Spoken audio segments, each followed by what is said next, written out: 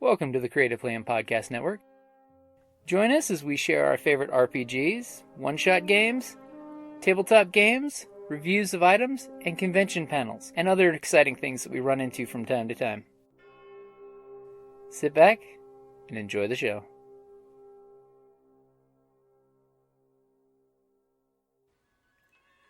Hi, this is Kellie, aka Trixie from Ragnarok and Roll, a Scion to Ragnarok story, and Tilda Wimblewick from D&D Journey of the 5th Edition.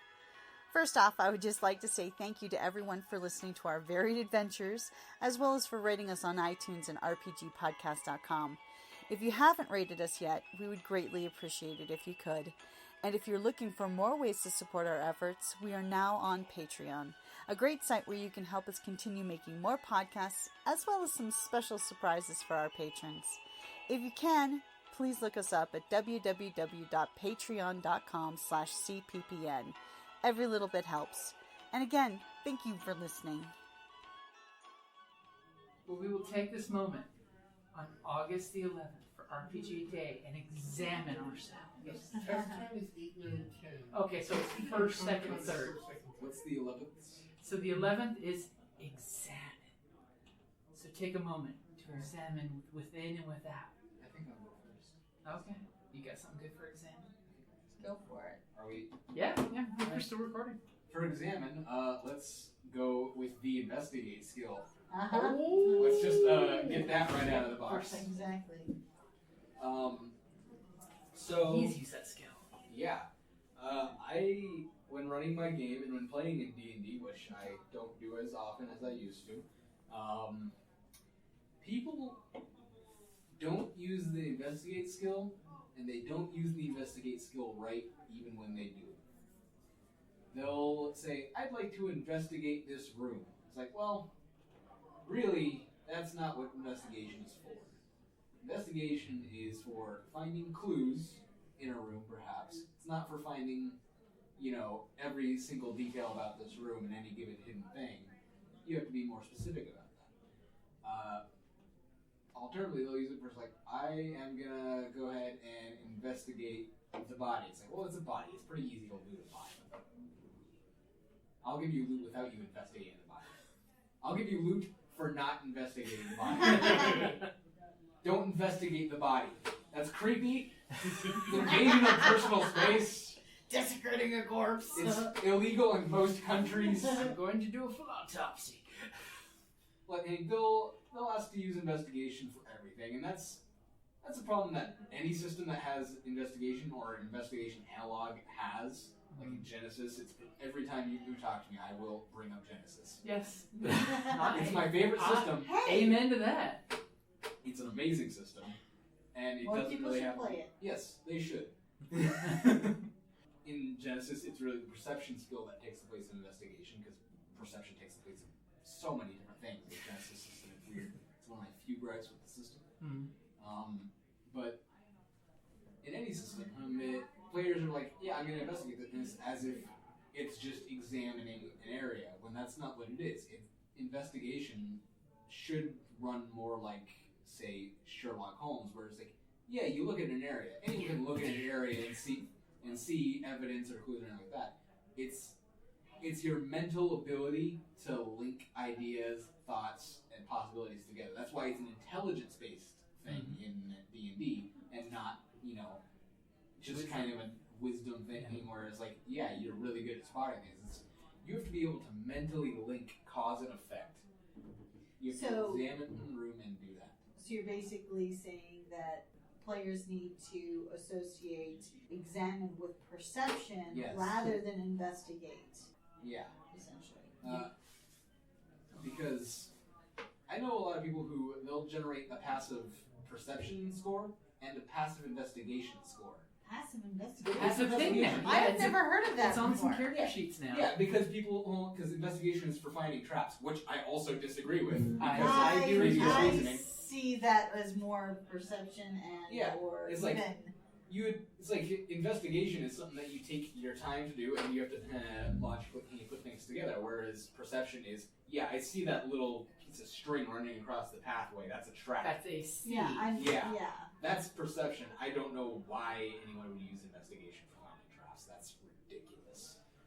Unless, of course, it's an extraordinary elaborate trap, in which case they're trying to figure out the mechanism that works. Goldberg machine, yeah. Rube Goldberg or machine. Or like it's a counterweighted corridor, like in some well-known Gary Gygax designed murder box, in which there's a counterweighted and super slippery corridor that drops people into lava after they go halfway down there. It's like, you could use investigation to realize that like the corridor itself is segmented from like everything else as you enter the corridor, because it has to be able to swivel on that counter or with the counterweight. Investigation would tell you, it's like, that's really weird. It seems like either this corridor or the rest of the entire dungeon moves. It's probably not the rest of the entire dungeon, though that could be a really cool dungeon trick. But again, it's still not investigation. Well, no, that would be investigation, drawing that conclusion that something here moves. Okay. One of these two things. Seeing the crack is generally something that I would just have as a gimme for my players, because like it's a crack, unless it's very well hidden, in which case perception. So an advantage on. I might use investigation for like a disarm, where you're trying to figure out the mechanism. Yeah, for disarm, that's fine. For finding traps, which is what a lot of people use it for, fuck yeah, it's dumb. Like, see, one of my best examples from Investigate is Prince Humperdinck.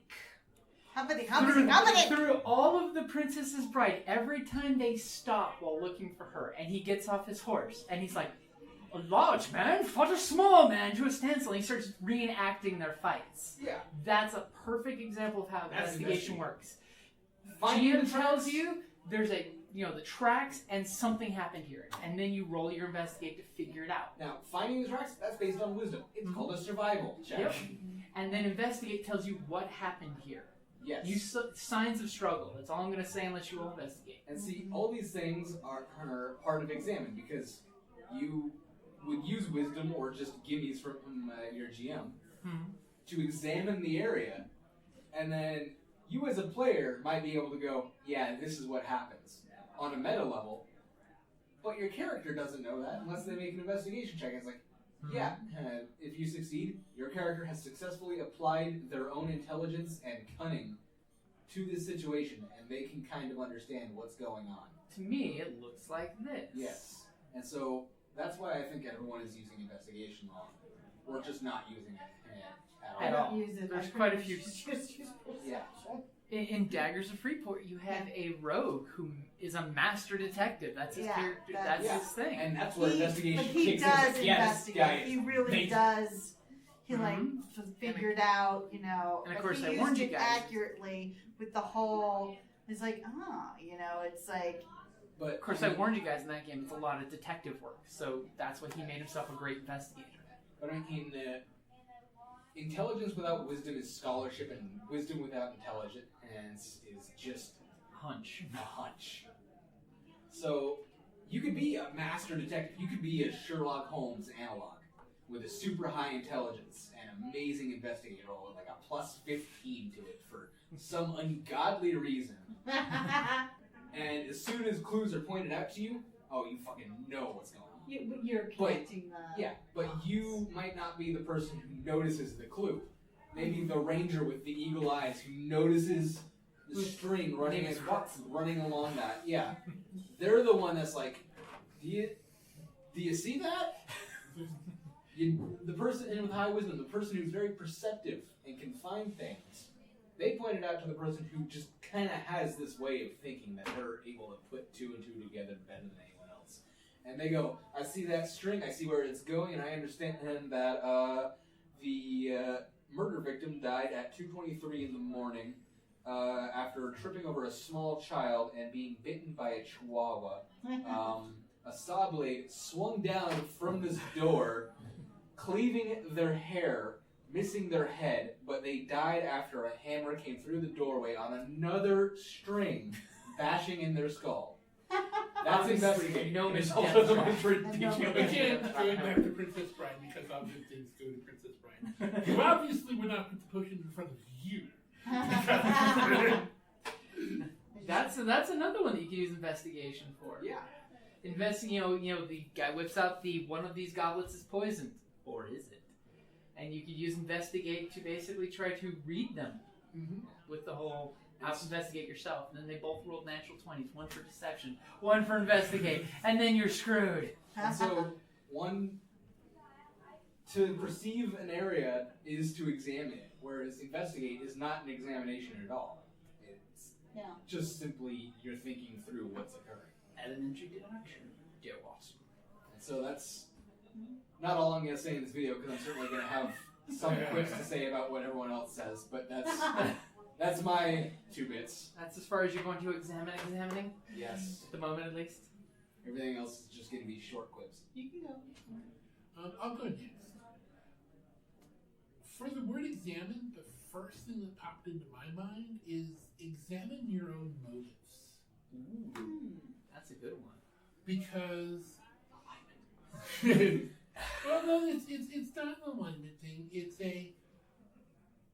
whenever I've had really bad role-playing experiences, and frequently it's because, I'm going through stuff, other people are going through stuff, the game just went on way too long, you're playing Shadowrun and your GM is killing babies. Might be. As Kellie looks at me, I rarely do that, and it's usually with emphasis. I like it when my players do that. I mean, and actually, to be fair, did sit through a session where I beat 2 orphans. Yeah. To be fair, the GM didn't kill the babies. The villain was going to kill the babies unless we stopped him. Hey, no, you're preaching, because that happened exactly in the game that we're talking about, and it was the audience that wound up killing the babies. Oh no, I was talking about he was the drow. Yeah, no, they weren't babies. They weren't babies, yeah. But they were children. But at that particular time, the group just wanted to be done with the adventure, and it was a side quest. Oh.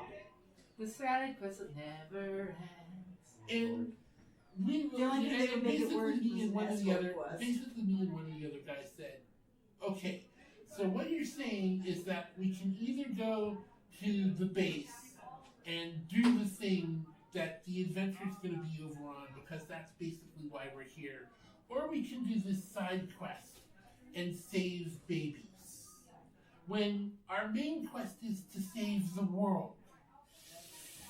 Now, yes, if we save the babies, we'll get more XP, and typically we'll be able to be better off because we'll have more skills, and we'll be able to fight them. But you know something? You brought us back from the dead to do this mission. There's the greater good. Yeah, but I'm And sorry, if you threaten just- the babies, that's emotional blackmail, and you want to help the babies. And we no, and we just don't care.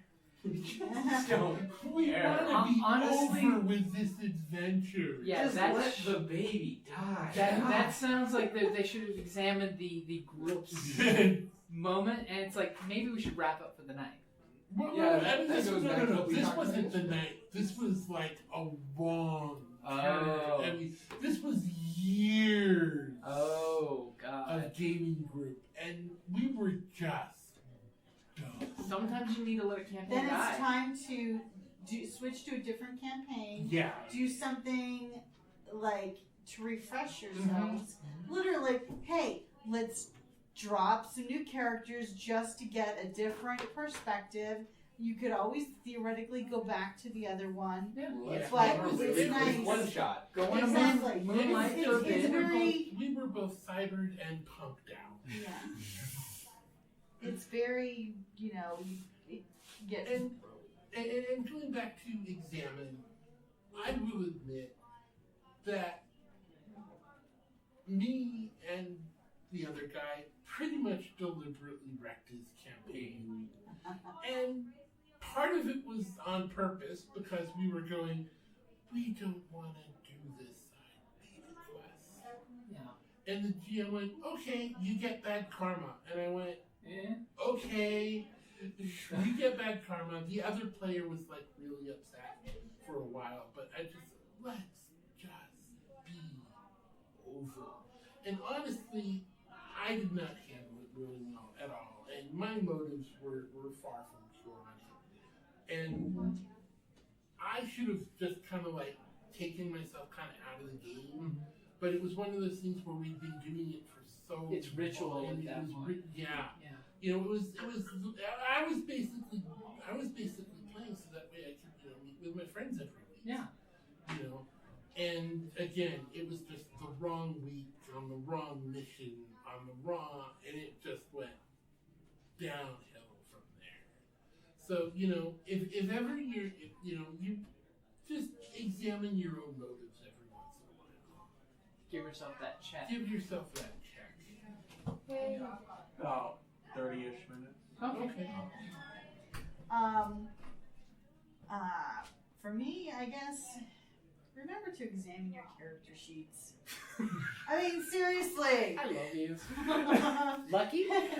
Well, no, that's just, make sure you know what your racial abilities are. But no, examine your character sheets, because it's like, all too often, it's like, where's my speed? Where's my, Where's my speed? I must Exact- have snorted it all. no, and spell DCs and those types of things. Like, because most of they don't have it directly on the main sheet, but I like to have it on my main sheet, so I write it down, so I don't have to hunt for it. Oh my god, that is such a good point. I DM for a lot of novice players, and the Necromancer in my Saturday campaign that I ran last night on August the 10th, a Saturday that certainly is not in the future, is a new player, and they decided to play a Necromancer. That's a rough class to play. That's- Wizard that's that's rough. an advanced class. But they love the spells. Like they highly enjoy the character and the spell casting and all that, and they understand like the math behind spell slots and all that stuff just fine. But they just never remember their spell save DC, and it's like, Because it's That usually is- buried in the back, Yeah. and it's one little tiny thing. That's why on my character sheets, whenever I have a caster, I write it directly at the near the top, Spell like underneath, DC and, and your then I attack highlight modifier. it because that way. But if you're examining your sheets, your character sheet, and you know where things typically are, I mean, because different games have different formats, and heck, even the same game, but you get like an official character sheet or an unofficial character sheet. Bootleg D&D. Exactly. It moves might around. be in different places, but examine it so that you don't. I mean, because we're all guilty of like, that's You're right. excited. Where is it? You're in the role playing and forget the ROLL on your paper. Exactly, when you have to but if you have it, if you examine it and you refresh your memory, not just, And it comes back to, like, I remember back in the day, like, Rifts. Rifts, you had, like, 30 skills, you had your fighting, which was, like, 8 different stats. Rewriting your stuff helps you memorize. And a lot of people don't do that anymore in the era of just quick print and go. yeah, I'll be fair, I don't rewrite my character sheets. it depends if it's a couple levels where it's not Or dramatic cheat or sheets. anything. And It's easy to. and going back to Genesis, remembering what all your talents are. Yeah. Holy crap, Yes, this is a that's- 3-page monstrosity Yeah. character sheet. I love it to death, but It's beautiful, but Lord. it's paperwork. It really is. But you really, right before you start gaming again, Don't die. are you with me? re-examine your sheet so you become reminded of That's all so those exciting. different trees. What was that? Did the seat break or did it just I skip? had the legs of the chair Oh. propped up on the heels of my feet, and then they slipped. You failed your I failed my Coordination. coordination roll. I was gonna say deck save, but let's keep the Genesis. Yeah. No, the Genesis sheet, like, you got a sheet of all your base stats and skills, Mm-hmm. and like your weapons. It's kind of like the front page of the regular D&D sheet. You have an entire page of fluff and inventory. The brief It's not talents. fluff, it's background. Like you get your. It's mostly fun. It's fluffy in inventory. It's basically your It's motivations. RPG reminders. It's Yes. your motivation. And then you have the talent tree. And then you have talents, which are talent effectively one. things that you spend and use. It's almost exactly like the D&D 3-page character sheet when you think about it, because in D&D it's your base stats, your skills, and your attacks, and some features. Mm-hmm. Your Fluff and sheet, inventory. and then your spells. But as you spend your experience points, those Those grids creep up. get pretty beefy. Yeah. Yeah. So it's like you want to examine them, and I like right before the session starts again, I like to re-examine my character sheet. And I mean, I've actually started doing a journal now of the games, not just and right before the game starts, I re-examine those notes, because even though the podcast is available and stuff, just having that tangible reference with me, whereas I won't necessarily have the podcast with me, you know, that I've started doing that. And of course it's color coded. Yes, each character is a different ink color. No, each campaign is a different, you know. And you're starting to take down the same quotes that I did. Yeah, just a couple of them, you know, that in the last 2 sessions, that just because it was Too hilarious. damn funny. Yeah. And It's become a thing Yeah. now. so, I'm glad I started it. Yeah. but I find that it's so much easier to keep track if I do that, and I re-examine those before a session. Because also it helps, like, if somebody didn't listen to the podcast but they were gone for like a couple sessions. Like we have this one where Daggers. characters were specifically created in case they can't always be there. It's a So they can once ghost in a and month game, but they can ghost in and out so that, you know, because life happens and we're all really busy. This way, where did we leave off? Oh, well, let me show you, here, let me give you just the highlights, When we last left our intrepid adventure. Exactly. See you next back time. In D&D at least, I always make my characters tell me what happened like my players tell me what happened last time. So I know what the hell They remember. Yeah, and That's a Jim, good way of re-examining. Because that's what matters. Not what I did, what anyone did. What they think happened is what happened. Is their Yeah. reality. and because Jim will sometimes ask, well, why don't you tell us when last we met? And I'm like, It's also a great Oh, way of going through your crikey, notes where was and I? your GM stuff while they're talking. Exactly. So I've started doing that, and a couple of the other players in our group also keep notes as to what occurs. So that's nice, because then we can kind of compare notes. Kind of keep focus. Of course, I don't do that in our Twilight Imperium game because it's so episodic. Yeah. So that leads to my one, which is re-examine, but from a different point of view. As a storyteller, both GM and player, because players are storytellers too for their character story, re-examine at milestones your character's story. Now, it could be the GM needs to re-examine the story of your story was going here, but now it's going here, so change tactics and stories. As a player, this is a fun one for players, though, is the see what your character you created was and what your character is at, say, like level 2, level 3 at your milestones. How is your character developed as a character? Because we all know when you play a character, and that player has a personality of his own that is counter to your own, and you're actually in the zone playing your character because I would do this, but my guy Thorin the Paladin will definitely do this because it's stupid, but it's what he would do because it's the character's character. Re-examine your character or your story where it is. Because it could be, hey, your players were playing a story where we're supposed to defeat the dragon to save the kingdom to do this, but then you realize after playing a couple months with the player group, they don't care about the dragon, they're actually wanting to play an economy game. Seriously, where they are more important about saving the alchemical town and letting the rest of the kingdom burn to play the potion game of selling potions at different places. So re-examine where the story is and where it needs to go. So they need to trade with the dragon.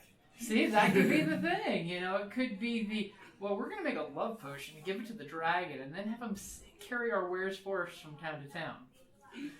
You know, it's just re-examine where the story is, whether it's a character or an adventure, you know, GM or player level, and see where it's going. Because it could be, you know... You might need a redirect. Yeah, you might need a reboot for the character to fix things. It might be that you're like playing... Your campaign manager that you're referring to probably should have done that to ascertain maybe my players really aren't, you know, that we need to redirect. Re-examine, you know what they could have done at that point, is had a heroic last stand where you guys either die or don't know where the ending is, and then fade to black. And, hey guys, we got to do another campaign.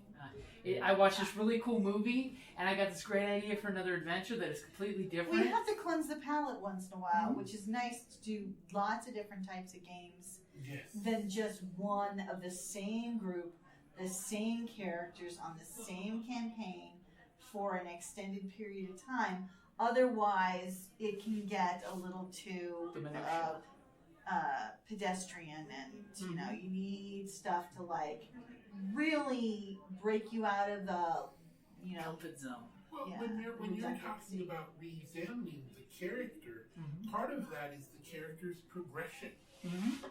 But so how many players never progress their characters emotionally, or but that's actually a part of it, because if you're playing, if again ROLL versus ROLE, if you're playing the same thing all of the time and there isn't any growth and there isn't any, you know, that's kind of an indication of being stuck in a rut.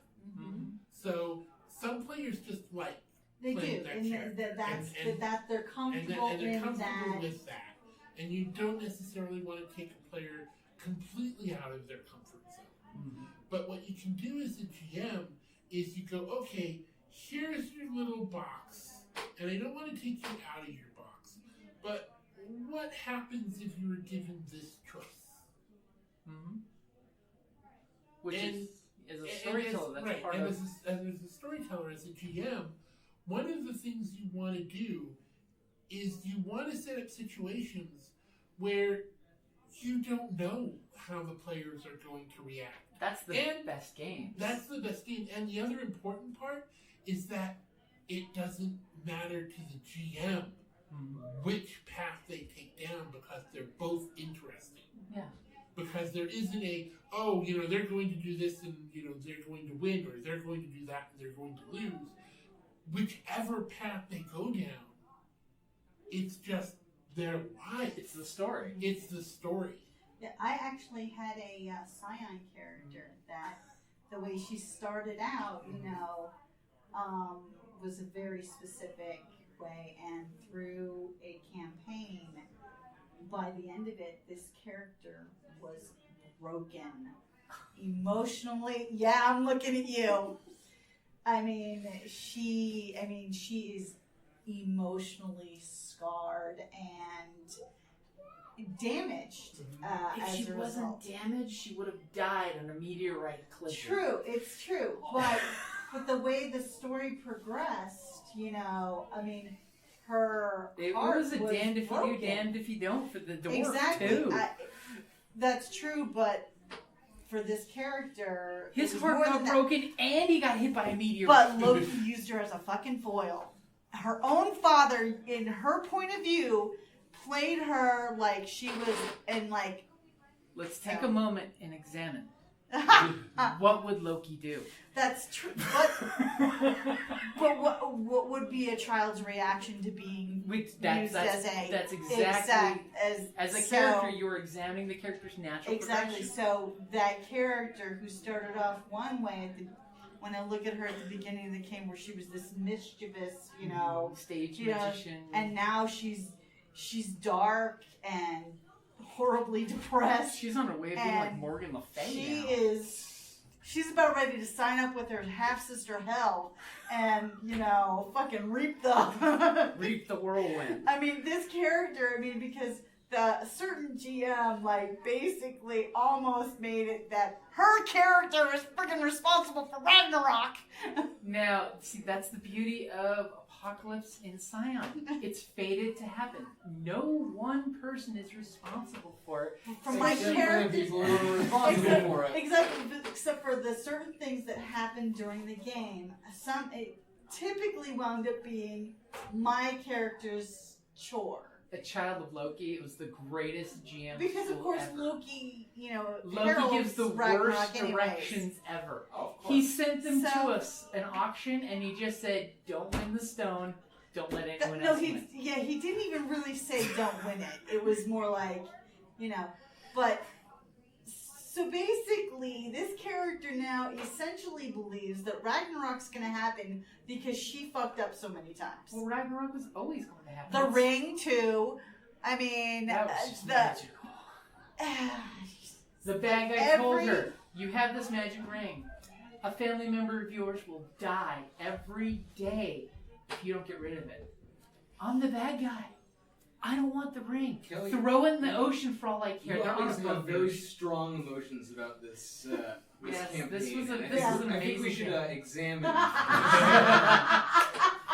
What would the Freud say Yeah, about she- your character? She definitely. It's she your is mother. shrink.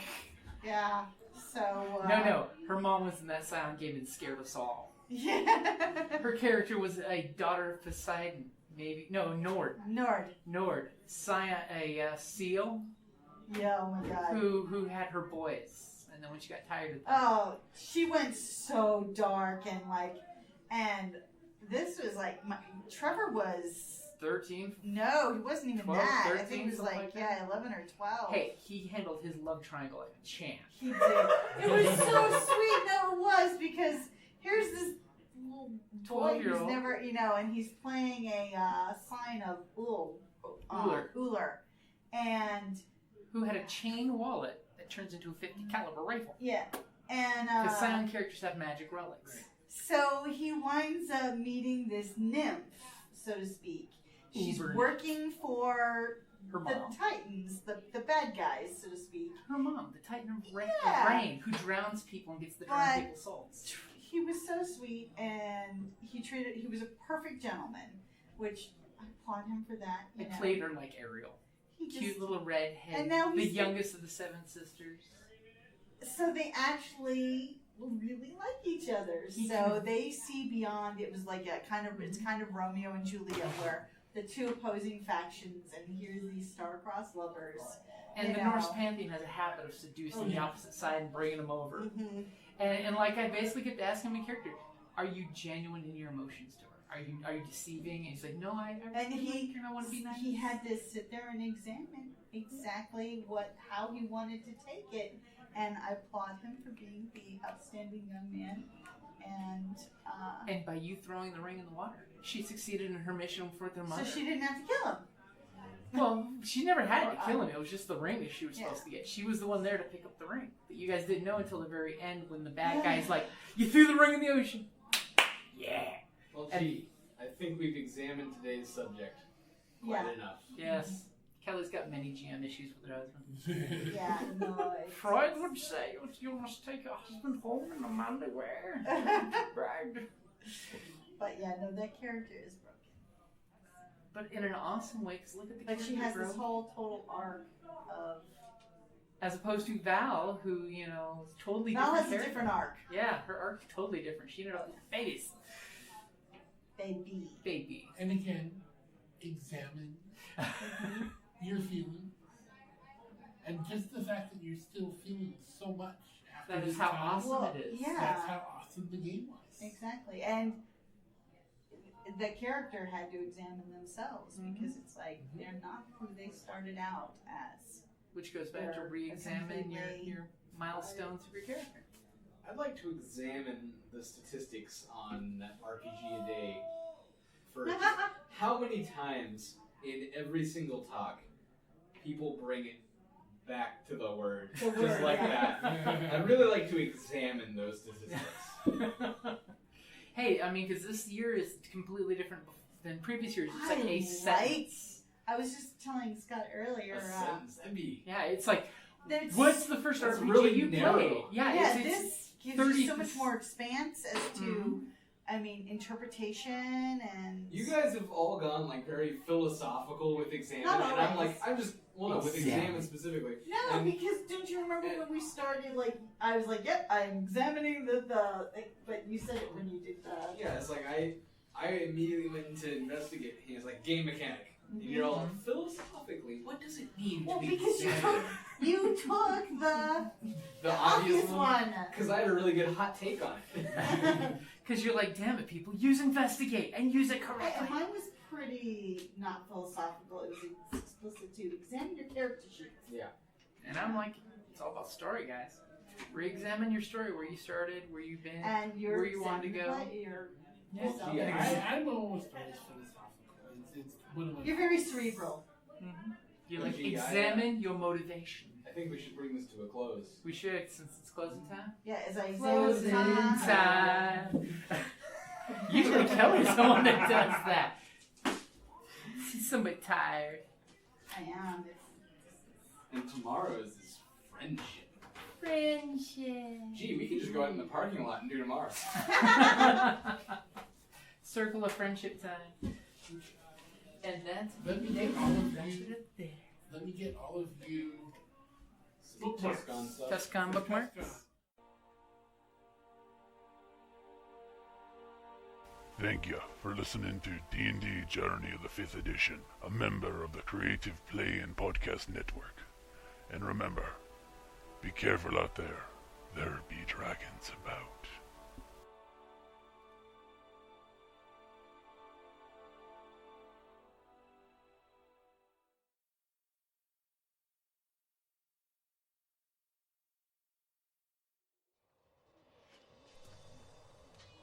On the battlefield, I'm a warrior, ready to kill or be killed. I've defeated orcs from the north, sent Kandorian demon spawns back to the depths, and drank with Cimmerian heroes. But when I get back from a hard day of disemboweling my enemies, I enjoy nothing more than to open my castle doors and find a dungeon crate as my reward for blood well spilled. Designed for role players and tabletop gamers, Dungeon Crate is a monthly subscription box service with a treasure hoard of loot you can use on or off the battlefield. Miniatures, dice, tokens, coins, maps, modules, terrain pieces, handcrafted items, RPG jewelry, and more are yours for only a few gold per month. You even get a digital crate along with a physical one as an added bonus. So what say you? Are you ready for postal glory? Oh boy.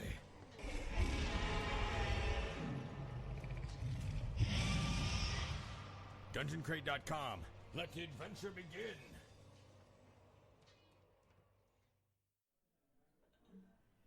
I don't know, I think these one-word ones are a lot more provocative than the previous RPGA days, which were much more specific. Yeah. This gives you a lot more range for impressions and stuff. Starting off with a full sentence. What is your blah, blah, blah, Yeah. you know, this- What was your favorite, or what was the first time you did this, and As an interviewer, I start with those questions, and then I find I normally just throw them out, and it gets me to the questions that I want to ask later. the more evocative ones that delve